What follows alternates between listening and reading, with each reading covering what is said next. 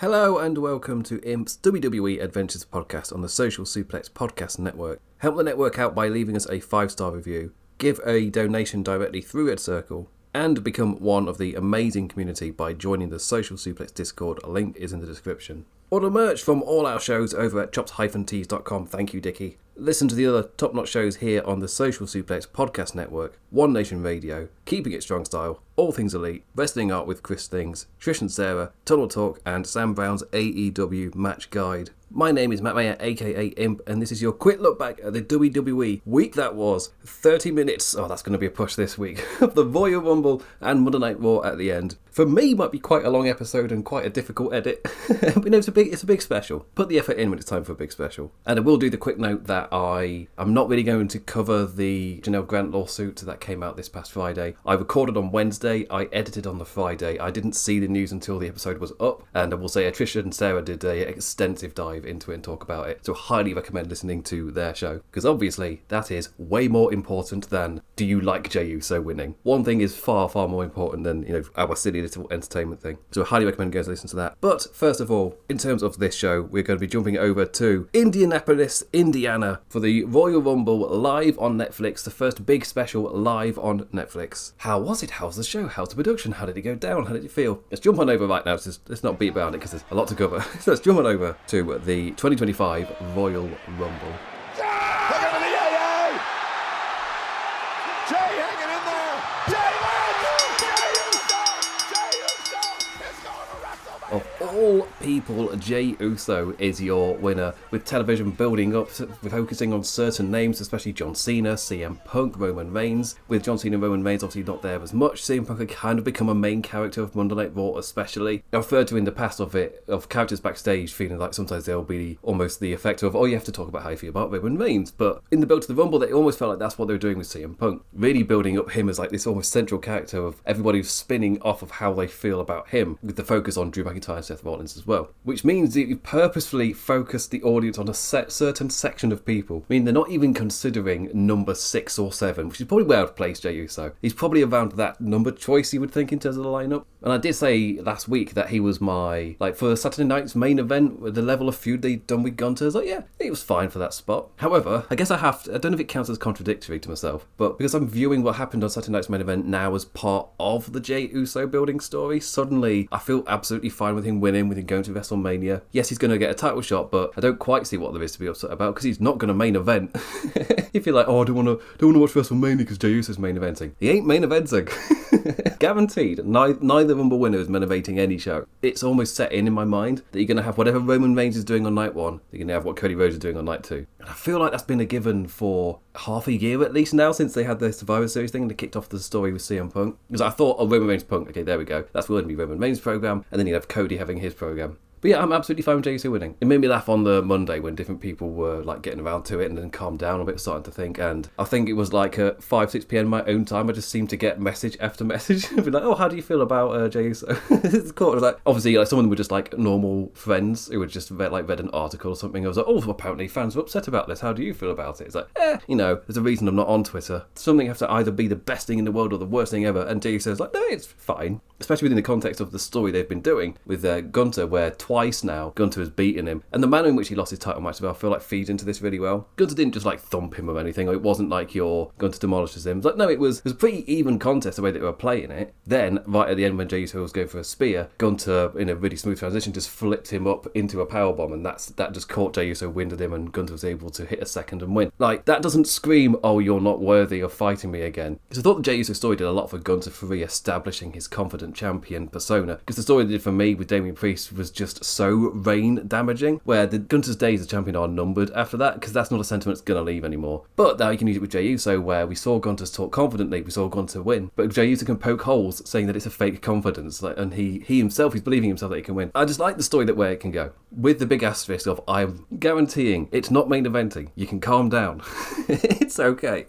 Is it a little bit cheeky to actually give your secondary level world championship match the Rumble win? Yeah, it is, because you were focusing on the world title, and then the different one ended up winning. But I like it. It's fine. It makes the Royal Rumble unpredictable. And that's something, especially during the Vince era, where they would paint it as being unpredictable, but mostly it'd come down to single digit, like maybe like 1 or 2 people. I don't even remember it really ever being 3 that he felt like it. Like 3 was like quite an exciting experience. Oh, Roman Reigns, John Cena, or CM Punk, which one's going to win? I've got no idea. All 3 of them could legit main event, and all 3 would be a good contender for Cody. But for me, Jey Uso, absolutely fine to go for Gunther. And they didn't hold off saying it. He said it in the press conference immediately afterwards. So let's actually go through the match. Now that you know that I had a decent time, in terms of Rumbles themselves, actually, in terms of the 2 matches, just for me, it was emblematic of the build, where the men's one had all this intricate stuff built up, and it really built up even if you didn't feel like it was that intricate, they really built up how important it was to the individual characters, especially with more secondary ones, I guess, like Seth Rollins, like Sami Zayn. They did a really good job in just elevating the importance of the Rumble, and they loaded it with those big stars, and it just felt like it was a really loaded Rumble. And for me, it showed where there was,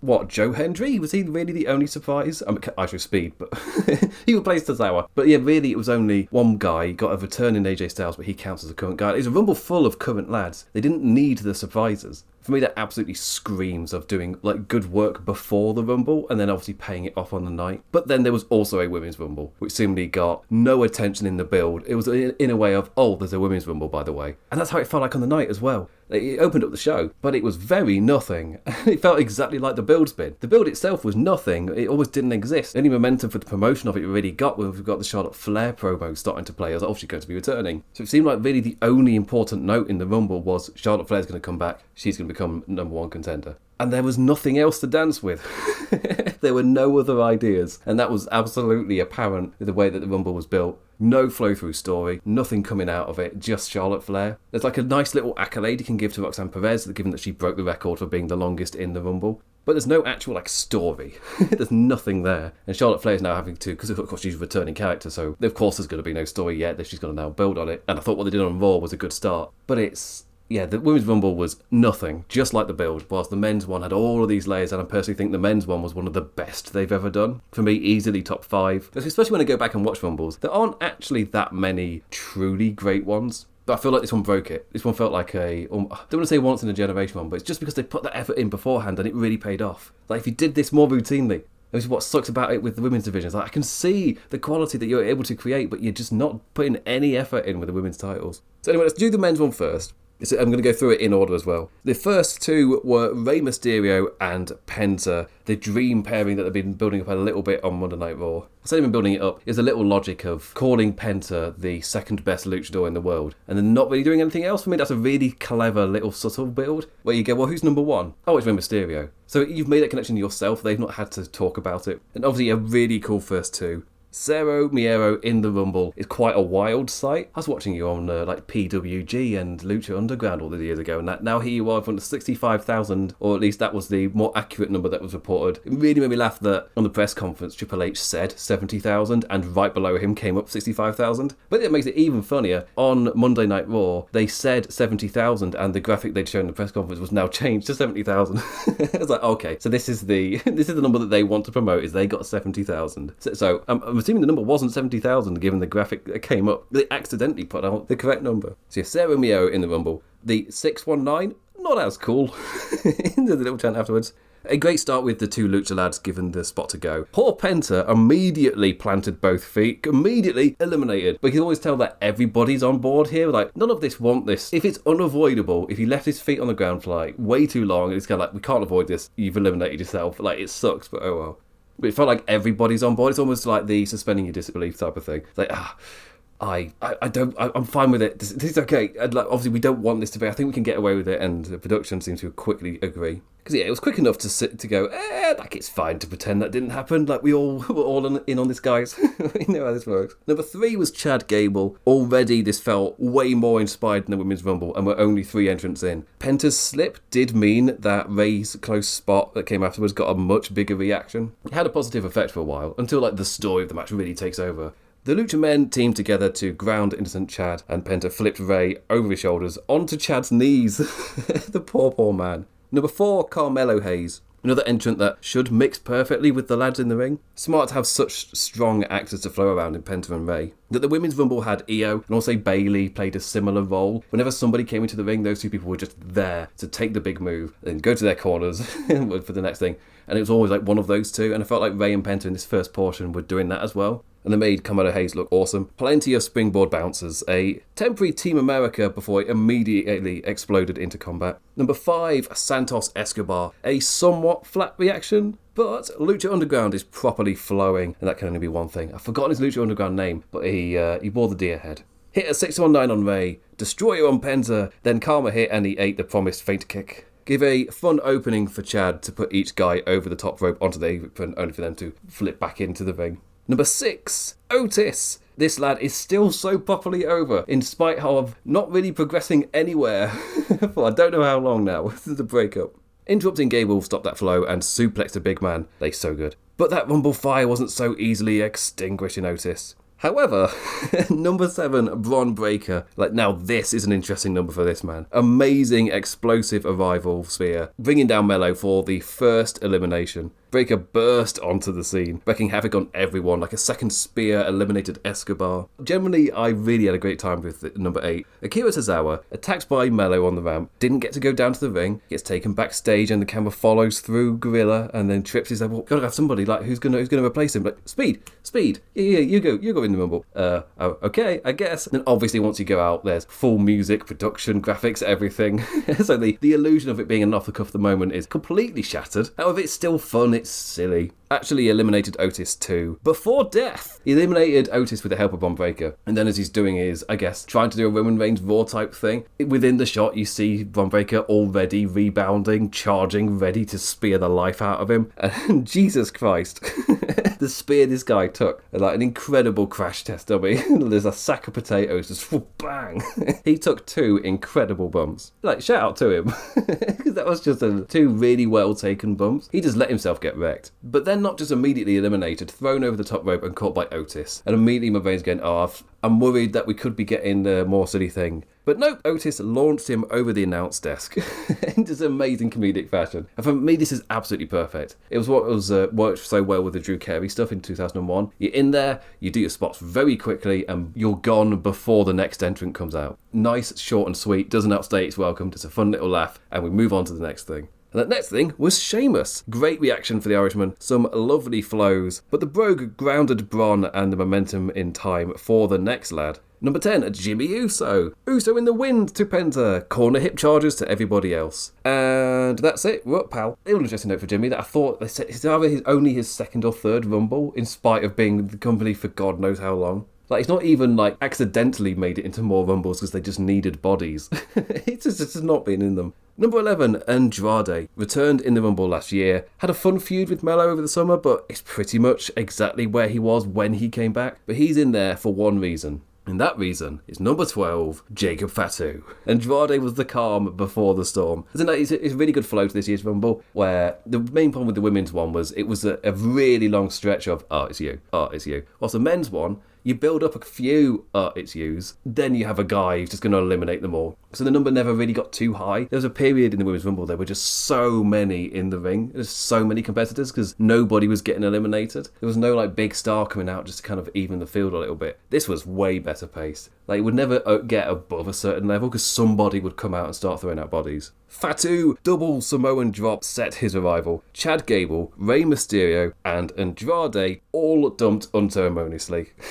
Just immediately give that man all the eliminations. Just the shift in the atmosphere as well. That's something else that was really well paced. Number 7 was Bron Breakker. That felt like a shift in the atmosphere away from the fun luchador opening and quick paced stuff we'd had for those first few entrances. Then Jacob Fatu also signified the next shift. Almost getting you ready for Samoan time, because of course number 16 arrives and completely shifts us into the second half with all the big stars. But number 13, Ludwig Kaiser. Hinted on Raw about going for Penta next. Well, here you go. Charged down to the ring before just whoa, taking his time, just stopping, trying to pick the right moment to run into the ring and go for Penta. Eventually doing so, and mistimed it completely, goes straight for the man, only to be instantly thrown out in one of the shortest Rumble times ever. They might have been going for the record, but he obviously had to charge across the ring, get to Breaker, then get chucked out, so he's never going to break Santino's in, out type of thing, just because of how smooth and quick that Santino was in 2009. And as I was just saying, continuing their bodies, number 14, The Miz, barking at Breaker, going after Sheamus, actually hitting his finisher on Jimmy Uso, hitting a Rana on Penta.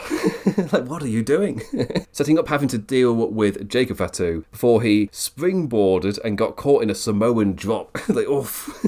Jacob Fatu. And one of the best pops of the match, number 15, Joe Hendry. For me, so the kind of perfect wrestler that WWE would want. He's the kind of guy you could just put into their mid-card. He could probably have a really long career in WWE. Out with his TNA championship. Held up Miz with one hand. Yeah, that was a nice fun little bit. Funny bit with Sheamus staring down Fatu after his attack on Hendry. It's like, hey, I was enjoying that. But you're going to be so serious all the time. But why have we had the likes of like The Miz and Joe Hendry? Like, why have we had these guys recently? Because number 16 is Roman Reigns. For me, proof of an inspired Rumble. One of the biggest names came out with still half the field still to come. If you've only really half thought about it, you do what he did with the women's one. He stacks up most of the big names in the final 10, just because they're the big names, is where the final names go. You're not really thinking about mixing it up to improve the pace of the Rumble. It's like, well, that's where they go, and we place them there, maybe we can move them out later. But there is no later part for the women's one. The men's one, you can see where all the effort was. Spear to Miz, elimination. Spear to Sheamus, immediate elimination. Joe Hendry tried his shot. Spear, immediate elimination. Then his flow with Breaker immediately spun around where Breaker beats him to it and he's the one to spear Rowan. And again, everybody in the feet were like, oh God, are we about to see such a complete shock happen? But the throw was reversed and a fourth elimination. But before we can get some bloodline assistance, Jimmy walks over to Roman Reigns, only for Fatu to jump in and immediately eliminate him, sending us into a hot stare down between he and Roman with commentary running on it saying, you are watching right now a future main event. They're not the most subtle company. It's the way they do storytelling. Like, if you ever want to know what story they're trying to tell, just listen to the commentary. You've seen the articles being like, oh, we think that Fatu might be in for a big push. Like, they just bloody said he's a future WrestleMania main event. So how many more hints do you need? Surely you can't need any more than that. Number 17, Drew McIntyre. Most of the Scots' anger comes from Roman. He's been waiting for this, and we get the dialogue to prove it. The Scot aligning with Fatu in their aligned foe. Number 18, Finn Balor. Didn't do that much. The first of our gotta build some lads to get cleaned out later. Also, no pop, because nobody recognised the music. I talked about it, I think, last week with the Judgment Day theme. I think it's going to be the second or third week they've had the theme, and it's just not memorable in the slightest. The biggest thing for me is it wasn't even the first time of the night they'd heard this music and they'd already forgotten it. For me, that's how bad it is. Because Raquel Rodriguez, she came out to the same music, got no pop. Maybe it might teach them that that's a Judgment Day kind of person, so they might be expecting a Judgment Day person to come out. Except for when the theme played for Finn Balor, again, everyone's like, who? Like, it's so bad that they'd heard it twice and still didn't recognise it. To be fair, you've played it to me right now. I've rewatched this Rumble twice.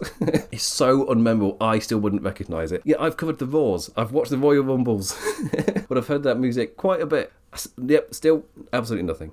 Number 19, Shinsuke Nakamura. He may be the US champion, but he's not really getting a push. I'm flat out. If he holds the championship by WrestleMania, that title is not on the card because Shinsuke, I almost feel it's guaranteed. Like Shinsuke Nakamura is not going to be on the WrestleMania card. The highlight of his moment was Penta stepping up off of Finn to hit a destroyer on Fatu. There was a reason that Shinsuke Nakamura had come out. Number 20, Jey Uso. Great pop for Us. Reverse Rana to Jacob and eliminates Knackers. See, I told you we needed a lad to specifically get eliminated. 21, AJ Styles. Mr. Phenomenon is back. And he's got his own music, like his shitty Death Rebel theme. Gone, eliminated. That was something that I was having fun with. Just in the Social Suplex chat. Just having Rich Latter there, just to experience all of these themes. With the takeaway of Ruckus needs a raise. Because good God, these themes are horrific. Braun Strowman, he's just too big. Time for our big boy Rumble Bash. Stared down Fatu to give us those two big men slapping that meat. Throwing out Jacob and giving the man the opportunity to launch around ringside. Just a really angry Fatu, chucking things all over the place, throwing the chair at the ropes. There's a little bit of deflation from some I'd seen just because Jacob Fatu is so awesome that seeing him kind of elevated in with the stare downs with Roman Reigns and that lot, to see him get eliminated by Braun Strowman just means that he's being dragged down temporarily into this mid-card feud type thing. In WWE's mind, they gave a non-finish between them at Saturday night's main event because Fatu got disqualified and then they just did the post-match beatdown. There's not really a finish here because Strowman catches Fatu off guard and then Fatu has to throw his fit and go away. So you're going to have the blow-off match at some point. But this was all a setup for number 23, John Cena, and easily the biggest pop of the match. Appealing to the Indianapolis like the Shilly is.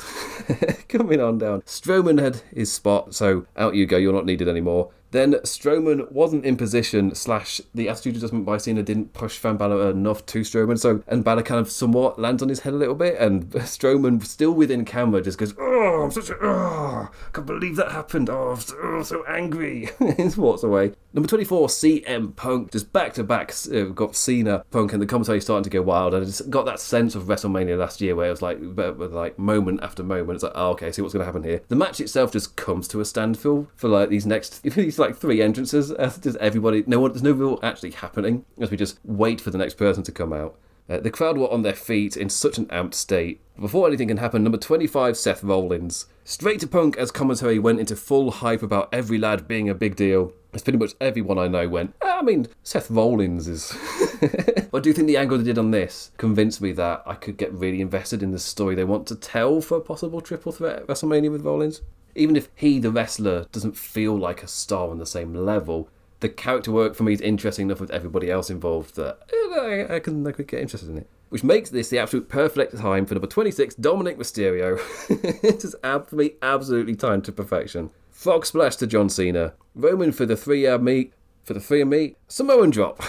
Like, nope, not for you, Dom Dom. Number 27, Sami Zayn. For me, almost I want to say the biggest disappointment of this Rumble, purely because he was so inconsequential in it to the point where I just wouldn't have even had him in it. I guess they wanted him to just up that star level a little bit, but like Monday Night Raw, he squashes the beef with Jey Uso just immediately. So him being this Rumble just didn't mean anything. There's no actual purpose for him to be here. Like he had a good character night with Kevin Owens. This doesn't add anything to either his character or the Rumble. Charged straight for Drew as the crowd sang his theme. Haluva kick to the Scot. Haluva kick to Rollins. And the final 3 where if you were trying to remember who had pre-announced, you would immediately figure it out. Oh, okay, so Logan Paul's going to be number 30, because of course Logan Paul's going to be number 30. Then probably you'd put LA Knight before him, which means the next one is Damian Priest, out for his spot with Dom. Chokeslam stopped the 619 charge, and right out went the Judgment dickhead. Number 29, LA Knight. Oh, how the crowds love the Yeah Man. Yeah versus Yeet was just a bit of fun. But, good to have some fun now before Transphobe comes out at number 30. Drew and Sammy fighting, suckering in Jay into accidentally kicking poor Zayn out. And I guess in some way it plays off of Sami Zayn on Monday Night Raw accidentally hitting his move on other people, and this time he got accidentally knocked out. It's more of like I guess it bounces off that point rather than being an actual definite character point, because he'd already had all that early in the show. And number 30, Logan Paul, so we have our final field. Just to quickly bash through what happened next. Priest eliminated Drew in a sudden surprise, possibly setting up a match there, but it gets more confusing because they've just moved Damian Priest over to SmackDown, maybe in the WrestleMania sphere where the brands don't really matter for this period, that he's going to have Drew jumping over. Knight against Logan, with Paul surviving by jumping to that reinforced announce desk and just standing there for a wee while rather than just making a launch back. Damian Priest then out in a similarly unceremonious fashion as Drew, because I guess he is like the lowest ranking in terms of who's likely to win this match. Damian Priest feels pretty low down. Styles throughout night. Logan yanked down a springing AJ after he moved from the announce desk to the barrier, then the barrier to the steps, the whole time going, just taking his time, waiting for AJ to do his springboard. Final 6. Roman Reigns, John Cena, CM Punk, Jey Uso, Seth Rollins and Logan Paul. GTS to the transphobe. Kicked off our signature move spam. Attitude adjustment. Superman punch. Stomp, stomp. Seth and Roman the only 2 left on their feet after. A full sequence then between the 2, flowing into them both being draped over the ropes, as we thought we got a normal flow of Roman Reigns then just clotheslining Seth out, but Seth Rollins wrapped his legs around Roman's head, so they're both kind of just like teetering over. When CM Punk eliminates them both, shock faces, but before anything can happen, Logan Paul then eliminates Punk himself, taking a bump almost on his arse, so that he is able to face Roman Reigns, have that mini conversation, just long enough for Rollins to jump in with something he surely didn't mean on purpose. In no world do I believe that Seth Rollins meant to do the greatest stomp he's ever done. A double-footed, like it was full of fury. The response it got from the crowd was just like, oh my god. Easily the best stomp of his career, but also easily one he never meant to do. Seth then lost it around ringside, stomping Reigns and Punk over and over.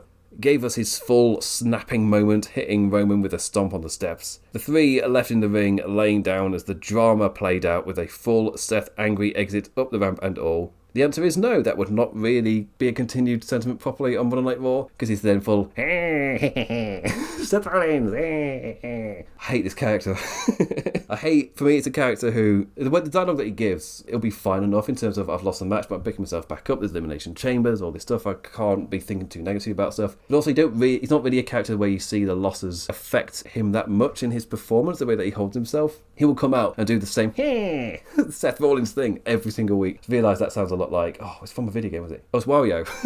That's it. I found it eventually. Is it Wario or Waluigi? Wario's like, and Waluigi's like, If just to give you the Nintendo voice law.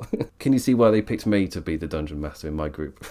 Eventually, the three lads in the ring rose to their feet and we flowed into our finishing run. Double attitude adjustment? No. But Logan Paul went out anyway. And breathe. It's okay. They've not done nothing. They're not going to do Cody versus Logan Paul. We didn't feel like it was on the card, but it's good to have to let us know that it's not there. It's good to let us know that they're not going to go with that. John Cena and Jey Uso, the final two. And it was kind of in my head, I was like, they could use this to maybe elevate Jey. It fit into the story of him knowing that he can win these things, but then just coming up short. They just told that story with Gunter, so it was there in my mind as I'm looking at it. And also, it's going to be one of the big three. Going to be Roman Reigns, CM Punk, or John Cena. And when they eliminated all of the other big names, it's like, are they going to go with John Cena here? But it's when Logan Paul got eliminated. Suddenly, it was like, Logan Paul to get heat by eliminating Jey Uso. Then he threatened Logan Paul winning, and then John Cena wins. It was there. But as soon as they eliminated Logan, it's like, this is peculiar. It's Jey Uso. The two of them really paused and soaked it in before Yeet versus Yay punches. It had no boost for Cena in a very different era. The 5 moves of doom returned, and so did plenty of Uso super kicks. Jey had his moments, even got to spear. Jey then held on and led to them both fighting on the apron for more Yay versus Yeet. Cena then eventually lifting Uso up onto the attitude adjustment position, teased on the apron and doing the elimination, when to the surprise of everybody, Jey just slips out of it into the ring and knocks him off. John Cena acting shocked to camera, all the big names, and in the end, none of them won. Yes, keep my rumbles unpredictable. Perfectly a fan of this. I've talked about how I felt about it in more detail at the start of the show, so I don't really need to go into too much detail. But yes, it was I really, really enjoyed this rumble. It's because I talked about it at the start. It's going to be really weird to just immediately finish that one and then go straight into the women's. But, that's my fault for making it that format. So this time, let's actually leave the conversation for me to talk about how I felt at the end of the women's one.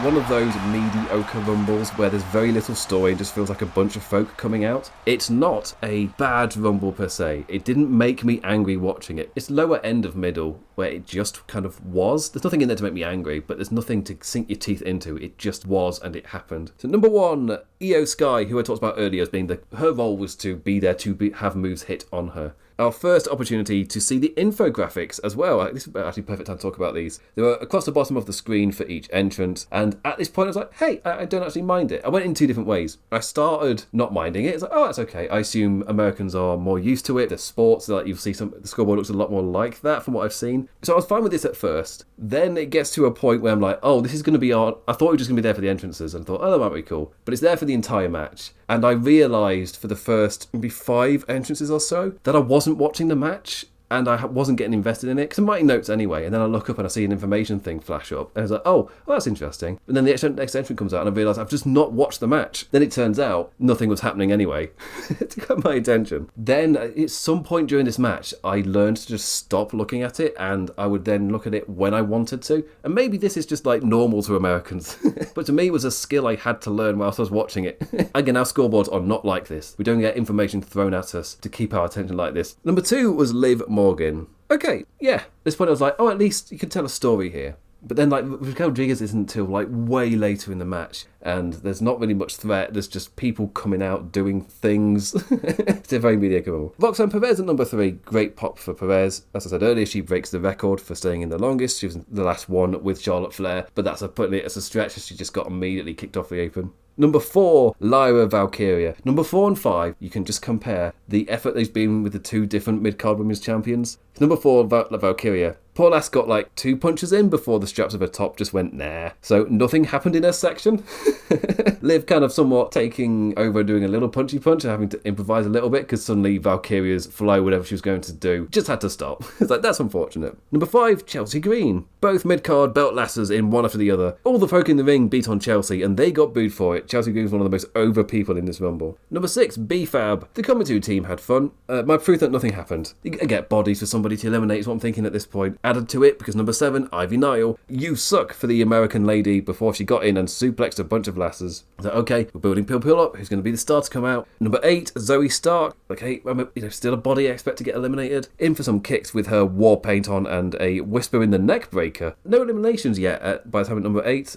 Where's my big lass? Number 9, Lash Legends. Like, oh, okay, yes, it's an NXT name, but she's a powerhouse NXT name. And even if she doesn't eliminate anybody, like, she's our second NXT woman but she was just there for like a wee spotlight. And honestly, when she got into the ring, she felt like she was the best entrance of coming into a ring and changing things up a bit. Like, felt like the first one to actually do something. B-Fab tried to take her, but instead they just kicked each other. Elimination, and Chelsea Green top-styled B-Fab. Lash Legend, she's a powerhouse. If not her, then somebody else. Number 10, Bianca Belair. The EST on out, because we've got to get to some elimination. So here's an actual telly star. Bianca throwing 3 of them to the apron, running rough shot, but not actually eliminating anyone. So next number 11, we've eliminated one person. We had someone who I would call somebody who you should be building as one of your main figurehead stars of your division. He's just kind of just come out and started doing things like everyone else. Bit of a worry at this point. Number 11, Shayna Baszler. Came on out, Cole was talking her big, but the actual big thing was Ivy Nile chucking out Lyra Valkyria. Proof of like very little plans is, they want to do a Ivy Nile Lyra Valkyria title match. They teased it a little bit, but to have like a mid-card champion just thrown out like they're nothing, like, that sucks. Number 12, Bayley. Good pop, had to stay down with Io, good times. She becomes another figurehead person to just take the moves of the next person coming in. Number 13, Sonya Deville, filling out the Gillette Fusion collection. Number 14, Maxine Dupree. Actually nailed her kip-up. There were way too many kip-ups in this match. It's something about the flow which I really disliked, where they'd have a little tussle, do a kip-up, and then stare at each other like, yeah. Also, like, later on we got Stephanie Vaquer and Julia, where they're staring at each other like, yeah, this is epic. Like, look at us two meeting again. It's like, you bloody met each other on Wednesday on NXT. It's been 3 days. It's not that big a deal.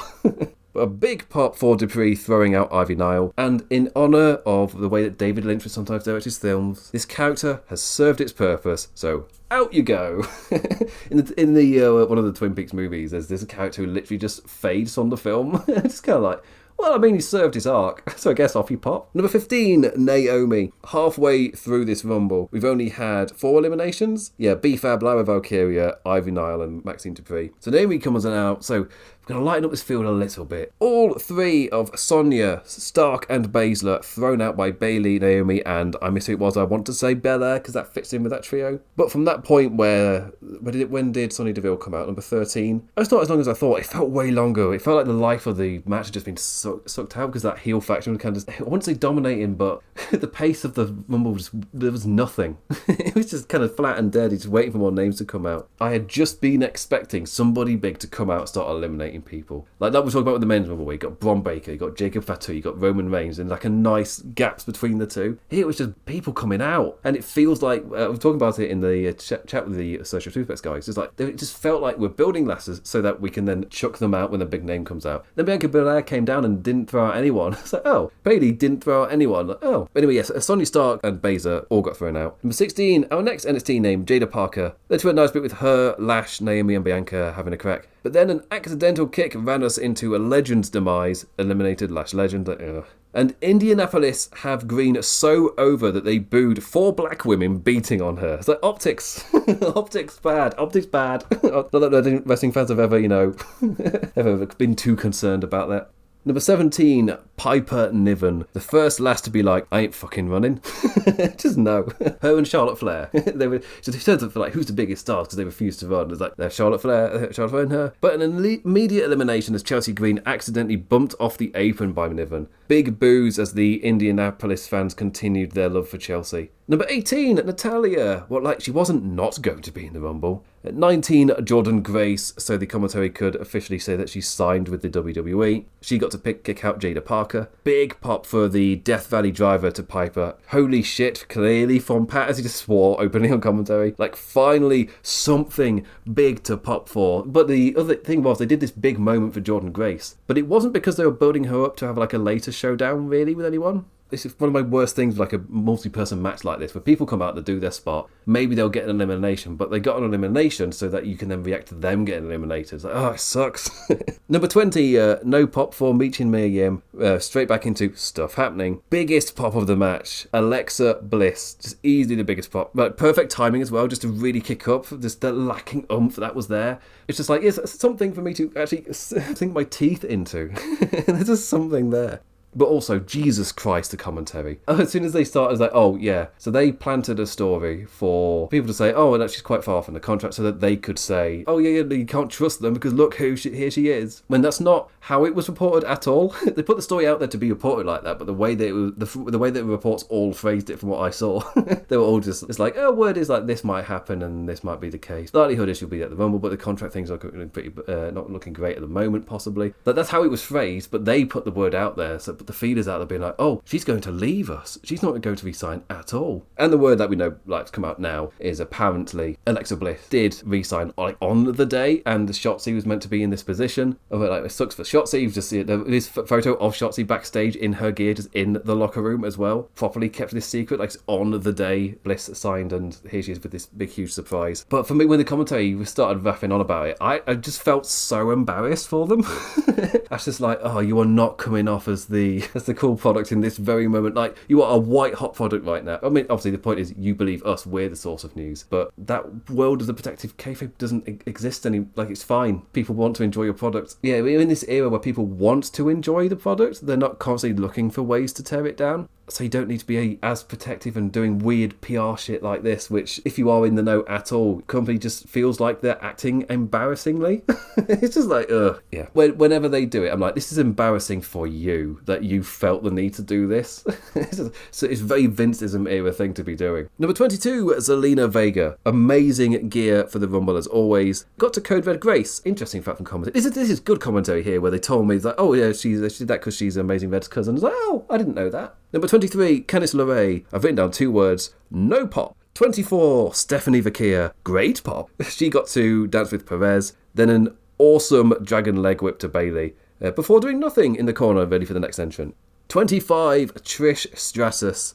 She was the entrance that got the crowd going, this is awesome, which always felt like a weird thing in modern WWE fandom for me. Like, you don't have to chant that every time, you're just having a lovely, fun time. Because I can understand, especially after the Bliss pop, and the way this match is flowing, and you got to get to Stratus, I can understand the live crowd having a fun time at this point. It's not like a level where you chant, oh my god, this is incredible, oh my god, I'm losing my shit. Like, no, like, having a fun time, it's alright. 26 for Kel Rodriguez. Big power led to Liv doing something for the first time in ages. Big boos for Liv and Raquel teaming together to eliminate Bliss. I'm not saying her first name because I've got an Echo in my room, as in the Amazon Echo, and I've already had to edit out one portion where I tried to run through a thing, and halfway through me reading a paragraph, just in the background, it's just like, I'm sorry, I do not understand what you are asking. Because I'm, God damn it. Number 27, Charlotte Flair. Okay, sorry Selena, but the Queen easily had the best Rumble entrance gear. Also, she was the only one to get any pyro.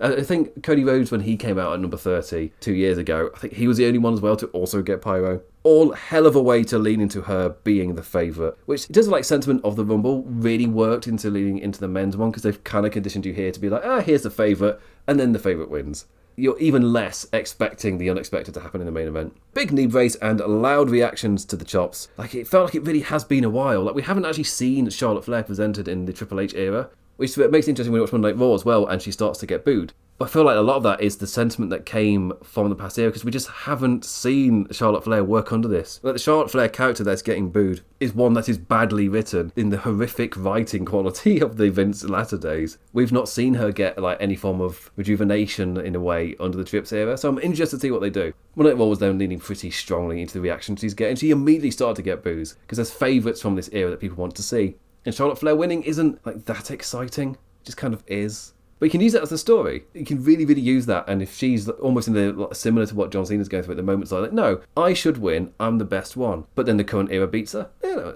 she immediately danced with Jordan Grace before the most casual elimination of Mia Yim. Says, oh, you're there. Off she pops. And then Piper Niven shortly after. Number 28, Julia. I talked about earlier her staring down with Fakir. They had her have a quick little flow with Io. Jordan Grace got eliminated by her. But hey, she served the purpose to appease the TNA stuff with the collaboration. Well, she's not TNA anymore. She's WWE. We've taken her. Led to a nice current NXT versus the remaining NXT Horsewomen in a 3 versus 3. Number 29, Nia Jax. Also, that spot didn't go anywhere. It wasn't like the final 6 in the Men's Rumble from 2018. We got the past versus the present, and maybe this was like a little echo they'll go for from that. But these weren't the final 6. There were still 2 more people to go. There's still loads of people in the ring. And this spot then didn't get brought back later or anything. Like, it was just a thing that happened, wasn't building to anything. Like the rest of the match, there was no flow, there was no building story. 29, Nia Jax just immediately yanked Paul Vega off the apron. Time to clean house. Stare down with Stratus immediately interrupted by LeRae, and out goes Lucky Candice, setting up Nia taking her head scissors before eliminating Trish. And number 30, who's it going to be? And I was sitting there being like, pretty certain it's Nikki Bella. And then Nikki Bella's music hits, like, that's a shame. Well, it's weird though, because would I have liked Becky Lynch to be number 30 if Charlotte Flair's winning? I think that would have been worse. Like, long term, I'm picturing not just the pop at number 30, I'm picturing the flow at the end of the match. Becky's not winning, so why would I want it to be Becky? Sure, it shouldn't be Becky. But with Bella out, we had our final lot. A wee push-ups competition with Roxanne led to Roxanne, Io and Vaquer dangerously on the apron. Liv and Raquel joined them, then Bianca. And my assumption was they were just going for the biggest elimination spot because the Nia Jax comes over and is meant to just tip over and eliminate them all. But it looked like a few of them just fell off. So Nia Jax approaches, they give all the eliminations to her. She approaches and kind of starts to do something, but some of the others kind of throw themselves off, so it's not really, like, it was really badly executed. It's one of those where you write it down on paper and go, oh, that could be interesting. It's really tantalising because it will get rid of all of these people that you then don't have to think up of clever ways to get them eliminated. Instead, you put all of these big names in one big kerflump. That's me referencing a Wallace and Gromit book from when I was a kid. There's one big kerflump, and off they fall off the apron. There's only one way for me to describe it, though, because it's just shit. On paper, maybe this idea could work, but then when you're practicing it out there, it's very evident it doesn't. It just didn't work. And obviously I don't know how it went in practice, but I look at this and I go, it can't have gone much better. It can't. I don't see what it was meant to look like properly. Because it's just too many people logically for it to look good when Nia comes over and pushes them out. Julia and Roxanne danced. Julia into the ring post and then out by Perez. Felt like, again, another somewhat uninspired elimination. Then Bayley and Roxanne got to have their moment together, which again wasn't really that much given that they were the two building up into the Rumble, which led to Nikki knocking the last off the apron. Nikki, you have served your purpose. Eliminated. Final 3. Going home quickly, and a nice surprise to see the giant ending avoided. But what I mean by that is the 2004 Big Show, can the little guy eliminate the big man? Copy almost of the Rumble 2000. Copy almost the 2015 one with Kane and Big Show. Can Roman Reigns overcome the odds? It was something where it felt, when I first learned that it happened, and I remember watching the 2004 Rumble on Dailymotion all the way back when. It's like, oh, that's quite cool. I enjoyed that. Obviously, I was younger as well, so I'm easier to impress. But it was the last thing I wanted. If you're going to get me to turn on this match, it would have been Nia Jax, Charlotte Flair, final 2 elimination, and dragging out how are they going to do it? Oh, Seth Rollins and Braun Strowman, that's another one. I'm just not a fan of this ending. Instead, give me 2 people or characters I'm invested in, rather than a scenario of how's this person going to come over the odds of the big person. It's just too big. How are you going to eliminate him? Like, no, I feel like it had its moment in time, but I don't want to see it anymore.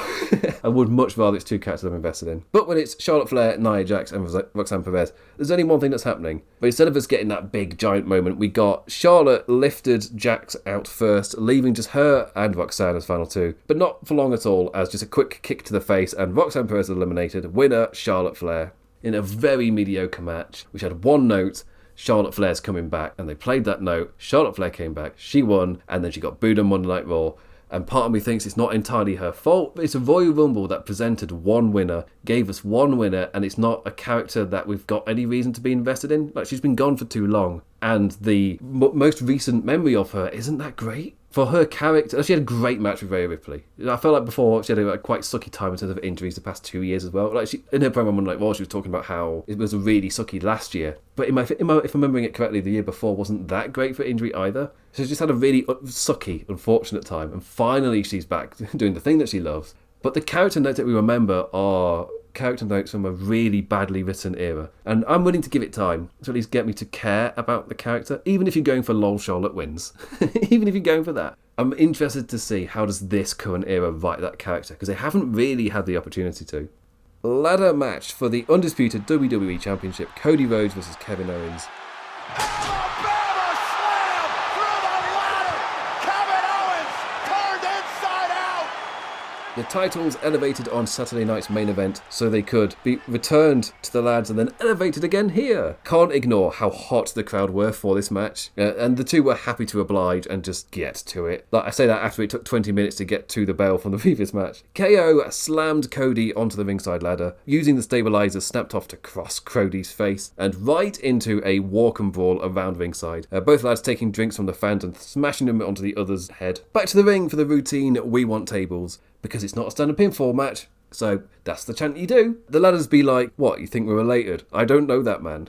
This match did a lot to combat the tables chant by just ignoring them. For me, that's the best way to combat this. It's a chant from a previous era that was against the show. It makes no sense in the current era. It's just become the thing you chant, and I feel like now it's become that properly with no context there into why you're really chanting it, other than it's no DQ. I feel like you're on the route now to start going to getting them chant to something else. And this match did it. Like later in the match, they're not chanting for it. They're just invested in the story. What did see more action than I was expected, though, was the little ladder. It got launched was used as a tease for a death-defying jump. It got back body dropped onto. Cody took more bumps than I expected to. I've just been conditioned for KO to take all of the bumps for the prettier WWE lad that they want to get over. Inventive Kev got to organise the ring with the ladders propped differently in each corner. One a little open on its side, one draped over the bottom rope. The one on its side resulted in a holy shit after a package pile driver got flipped into a painful back bump for the innocent Canadian. Like, do you like taking that bump, Kevin? I swear you take that in every other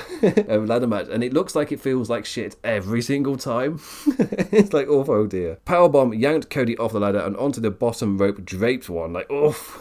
That looked bad. Both lads took some damn painful looking bumps here. The Fisherman Buster corner reversal onto the ladder, the most gnarly of them all, which made it the perfect spot to bring out the outside Sami Zayn factor, as I was talking about earlier with him in the Rumble not being that great because he already had his great character moment. Officials and refs going all serious concern face as Zayn got to do acting, everyone helping up and checking on both lads before we got back into the flow with an added fuel of exhaustion. Head blood, a hugely important beat for Cody's goody character with KO bleeding and you see Rhodes flare into violence. Like, okay, I said the Fisherman's Buster was gnarly, but the Alabama slam off the announced desk that ended the match was easily worthy of being in that spot. The reaction it got. Just that gear that Cody had to dig into, that the person he had to become to retain that title. A ladder match with an actual story and escalating flow instead of fun spots. Like, don't get me wrong, fun ladder times have their place, like for me, Money in the Bank especially. I'm expecting fun spots and a great time. But if it's a one-on-one ladder match and it's like this in a heated feud, I don't really want to see that. For me, this was such a lesson in how to build an escalating narrative through the ladder beats. But yeah, I really enjoyed that championship match. I was a bit concerned at the start where they have their little moment outside the ring and then just walk and brawl. I'm not a big fan of walk and brawls, really. It's not a style I'm that invested into. But I felt like the second half escalated really, really well. Unfortunately, we end on a more lower note. 2 out of 3 falls. WWE Tag Team Championship, DIY versus Motor City Machine Guns. So, were the tag lads given the time to really deliver the match we know they can? You don't need me to finish that. You know they didn't. The Machine Guns on a Royal Rumble pay-per-view, though, is pretty wild. I watched Shelley wrestle in a church during WrestleMania weekend last year. Really cool visual. I say watch this on stream. I didn't go to America. But in terms of the flow of the match itself, think more what would normally be a near fall that swings momentum. Instead gets a pinfall and pretty much just builds a match like normal. Like it pretty much does the same beat job. So there's almost no point in this being a 2 out of 3 falls. Just with a pin instead of the momentum swing. Some nice dirty baddie tricks with Gargano and Ciampa, met with some delicious karma. Ciampa sneaking under the ring to stop a machine gun hot tag, him distracting the ref leading to the man missing the gun's tag, but immediately after a shatter machine had Sabin distracting the ref in his pleading discussion and gave Shelley the time to kick out. I didn't realise it at the time, but apparently that was just a full-on sequence from a DIY revival match. Like, that's cool. Obviously, that wasn't brought up at all, and wasn't really brought up by the commentary teams. Like, it's not a sign of a tag team learning from a past encounter or anything. The third fall being more big spots and near falls finally felt like the crowd was starting to get in at this point because they were not reacting for any of the previous stuff. It actually felt like for these final fives is where they were finally given the green light to go at it. But no fear, there's a reason they've let them do that, because it's only for a short time. Because WWE, they've got to interrupt the match with their angle. Street Profits interfering and smacking the guns with a crutch. A meet in the middle and DIY retained. But it's Street Profits music that plays over the post-match replays. Crutch shots to the champions at ringside too, as Cole full-on explains why the Street Profits did what they did to a scripted tee. Yeah, this match was an angle in a way which got stretched out to a 15-minute contest, which otherwise felt like every other standard tag flow of a WWE tag match. Just, again, with what would be a normal momentum swing, instead scores a pinfall. So it doesn't feel like a 2 out of 3 falls match, it feels like a standard match. And the crowd were not responding to it, they were not into it. It's like, when Shelley gets his fall to make it 1-1, they did not give a shit. It's like, oh man, I'm watching machine guns in the massive stadium like this, and they do not care. Other notes, like, you know the rhythm of WWE pay-per-views by now. One match, a fuck ton of ads, and time wasting for like 15 minutes. Stop. And I won't lie, the Wingstop Superstar Arrival is kind of hilarious. Like, you do you. I just found that hilarious. I was like, oh, the Arrivals on a pay-per-view is now a sponsored segment. I was like, of course it is. And Nick Khan really getting his grubby advertisement mitts in there. They bragged about the record-setting gate with, the fluctuating prices fucking the fans over. Their main thing is to make as much money as possible. So they've got to line go up. And not included in line go up is caring for your fans and making sure, like, you're actually kind of being responsible with prices for things like that. No. You can add it to your perception of being a white hot ticket if you include a method of pricing like this, which completely screws them over.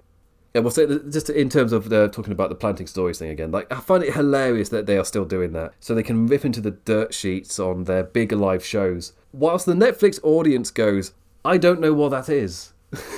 Like, before you mentioned it, I didn't know what a dirt sheet was. Like, I don't know what these things are. We are a new audience. What are you talking about? That's partly why I felt embarrassed for them, not for the commentators by having to, like, for saying that shit on a live thing. Like, it's so strange. You just couldn't resist. You couldn't help yourself by doing that. Then on to the serious stuff. This is a final note. Carting out Stephanie McMahon to open the show. So a choice, like, not ruling out that it was meant to be Trips that was meant to come out, and then things happened and they were like, maybe we shouldn't do that. I mean, he was on camera for the speed spot later. Also, there's, like, just to bounce off of that, just like the news of him possibly going into the Hall of Fame, which came out the day before the updated Janelle Grant lawsuit. Like, there is no such thing as a lawsuit by surprise coincidence. Especially when you look back on previous action of what do they do around the time a thing drops. It's like, it's repeated action. They've got a precedent now. You know when they put out a thing that there's likely going to be something that's about to drop. Yeah, but that's the Royal Rumble. I have made a bunch of notes in Monday Night Raw, but I felt like I've somewhat naturally integrated it in to many of the show. Like, Royal Rumble itself, I felt like it was the first half of the show, crap. The crowd did not care for the men's tag team match, and the women's Royal Rumble was a nothing, almost waste of time. The second half, with the ladder match and then the men's Royal Rumble, you can tell that is where all of their energy and creative focus is going. And it was there on the screen to tell. So if I'm ever going to rewatch this Rumble, I think it's going to be a very long time before I forget how bad this one was and how nothing it was with the Charlotte Flair one, where I'm probably just not going to rewatch it for a long time. I'll quickly mention Monday Night Raw, where I've talked about the beats with Charlotte Flair. Mainly the other beats were setting up Jey Uso going for Gunter, the Elimination Chamber matches. We saw CM Punk defeat Sami Zayn before Kevin Owens hit a package pile driver on Sami Zayn. Got a huge reaction because it's been built up, them building up the move, them keeping Randy Orton off TV still has really, really sold that move. So when he hits it, it's got a huge reaction. It's how Triple H liked to book him in NXT with the powerbomb onto the apron, which then when Vince saw as, oh, that's a cool move that gets a reaction. Yeah, but there's a reason. There's a reason, not because it's just cool. In the Women's Elimination Chamber qualifier, we got Io Sky versus Liv Morgan. They were let to go for a little while, but kind of similar to what I was talking about with the tag match. It was because there's going to be an interference, screwy angle, and that's how Liv gets in. And I've also talked about Charlotte Flair, where Rhea Ripley comes out of like, please choose me, but she's going to be going over to SmackDown to talk to Tiffany Stratton. She's going to go over to NXT to talk to Julia. And Seth Rollins got set up where his character is going. Notes on CM Punk and Roman Reigns, both after the way that he attacked them both. As I said, he came out just doing his almost positive, being like, hey, Seth Rollins, hey. Coming out. I'm picturing Waluigi more, even though I'm making a Wario noise. I'm realising. But yeah, he just comes on out and he does normal Seth shtick. Sami Zayn eventually comes out and he gets to actually be a character. But the Elimination Chamber is now immediately on everybody's minds, and that with somebody unexpected winning, suddenly all of the favourites are there for the Elimination Chamber too. But the main other note is that AJ Styles is going to be on Monday Night Raw. He was announced by Adam Pearce, and when he announced that, in walked Bron Breakker with his Intercontinental Championship, just being like, hey, do you want to prove to me that you actually take my belt seriously? Talking to Adam Pearce. So, a little context, a little build of possibly going to get AJ Styles versus Bron Breakker. It's like, you know what, if you want to give a opponent to Braun for WrestleMania to really help elevate him up, like, AJ Styles really ain't the worst guy. But yeah, so the week of WWE, Royal Rumble was a show of two halves. It was a game of two halves, and the second half for me knocked it out of the park. An all-time great men's Rumble. First half, I'm never going to watch again. I was knackered after the women's Rumble. I felt so tired. The second half absolutely knocked it out of the park, and you can tell that's where all of their attention is. The Monday Night Raw, it bounced off of it perfectly fine. I didn't find it to be like a blowaway Monday Night Raw. It set up beats okay. It shifted us to the Elimination Chamber all right. Jey Uso, his emotional speech with him fighting back the tears and everything as he's talking, full of emotion. That was a great promo just to really get you behind the character. So yeah, I wouldn't say that I'm like, oh my god, this WrestleMania season, and yeah, they've kicked us off with the Royal Rumble, because sometimes you can get that off the Rumble, where it's like, yes, I love the direction. It's more that I like the way they're keeping all of these different plates spinning, and we still don't actually know what the big names are doing, because that'll be the actual main events. That's things left off in the air this year. We've had quite a long stretch of the Royal Rumble immediately setting up what the main event is going to be. Whilst I look at this and I'm just like, none of the main events have been set. We're still completely open like that. And I like the roads feeling different. I'm a fan of that. Anyway, I have massively overrun. It's the longest recording I've done in a while. Hence why I other notes the entirety of Monday Night Raw. It's completely passed through it. So anyway, thank you for listening, liking, engaging in any form, any manner. Always appreciated, never taken for granted. I'll be back this time next week to talk about a standard Friday Night SmackDown and Monday Night Raw, as we are officially on the road to WrestleMania. And, you know, covering WWE. It is what it is. It is what it... I feel like with... I take one step closer to do the Dave Meltzerisms as time goes on. Then again, all heated and be like, oh, this is... I just watch the WWE and go, yeah, it's all right. Like, it is what it is. It's fine. It's just like, yeah, that's the way they're going, isn't it? It's just a stance that kind of seeps into my vocabulary and way of talking about it more and more. It's like, yeah, that's what they're doing, isn't it? Anyway, I'll be back this time next week. So with that, I thank you. I bid you adieu. Adios.